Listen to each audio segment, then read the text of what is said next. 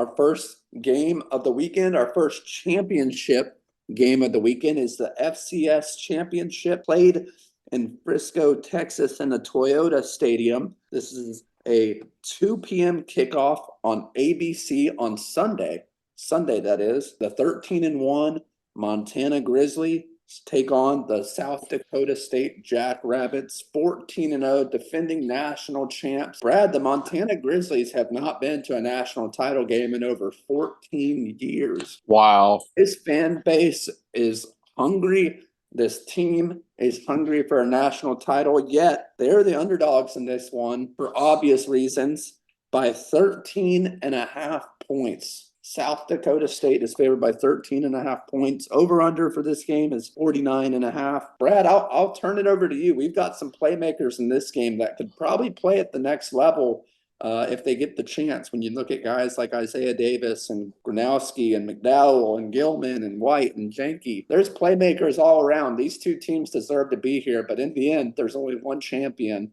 Brad, who do you have winning the FCS championship game? Yeah, Nate, I'm really excited about this one. I'm going to be tuning in Sunday afternoon. This is going to be a lot of fun. I want to real quickly hit on these two defenses. You have a Montana defense. They've forced 16 interceptions this year. They've gotten after the quarterback with I believe 30 sacks. South Dakota State with 18 picks on the year. They have sacked the quarterback 24 times. So two teams that really attack and get after it. You mentioned this guy, and I think he's the difference. That's South Dakota State running back Isaiah Davis, almost 1,500 yards on the year, 17 touchdowns. He goes 6'1", 220. This kid is a stud. I think he's the difference, Nate. I mean, we've seen it all year. Teams just cannot tackle this guy for 4 quarters. He just starts to wear teams down. This is just him in the playoffs. This is crazy. 85 yards against Missouri State in their second round game. In the quarterfinals, 117 yards.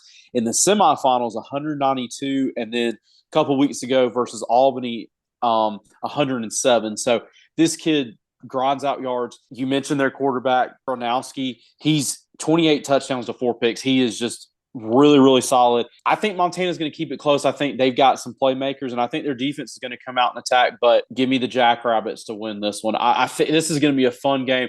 I just think that physical rushing attack is going to be too much for Montana for 4 quarters. So give me the Jackrabbits to be the FCS national champions. Yeah, Brad, this is going to be a great one. Man, Montana, they are a tough team, and you mentioned what they're capable of on defense, and then you look at the South Dakota State Jackrabbits offense. Biggest thing that stands out to me, you mentioned Isaiah Davis.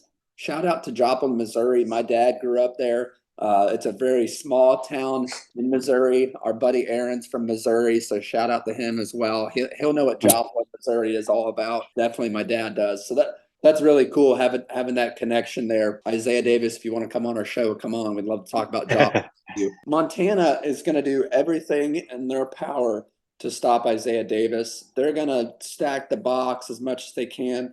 And I think that's going to leave it wide open for Gronowski to just do some play action passes to Jenke. And we look at Jenke's stats, 52 receptions, 891 yards, and 9 touchdowns. That's really impressive for a wide receiver. I want to give some credit to Montana because we mentioned South Dakota State a lot, but McDowell at the quarterback position, I mean, he's played outstanding as well. He's had over 1,800 yards passing, 13 touchdowns, and only 3 interceptions. And not to mention, McDowell was from the city of Houston, so this could be a homecoming showdown for him to come out in front of his friends and family and show what he's got. I say all this to say I think it's going to be closer than what the spread is showing. I don't think South Dakota State wins by more than 2 touchdowns. I could be wrong. I've been wrong before.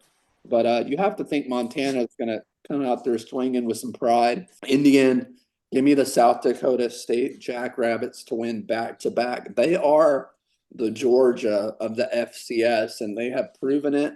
And I think they're going to prove it again this weekend in Frisco, Texas. When we come back next week, we're going to talk about our off-season transfer portal, wins and losses. Coaching carousel continues.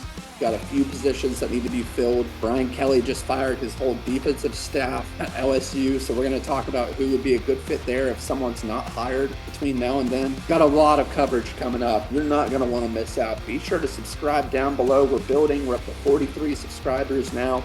Over 10,000 views on the channel last year, so we really appreciate your support.